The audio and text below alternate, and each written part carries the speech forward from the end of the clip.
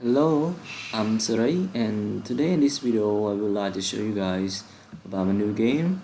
It's called Car Race, and it was created by using C# window forms.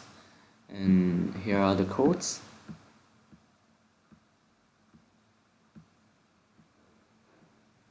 It's about 371 lines.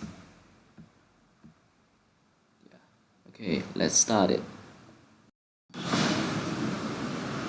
It is a very simple game and easy to play, just avoiding other cars and get points by using left and right arrow key. And we can also choose the car whatever we want, this one, or this one. For example, I choose the yellow one. After that, I can click the start button to start the game.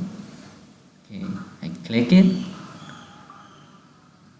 and as you can see, the distance is increasing, and I can control my car by using left and right arrow key. And after the car got crushed, we will get a new score. The new score we record at the high score, and we also win the trophy.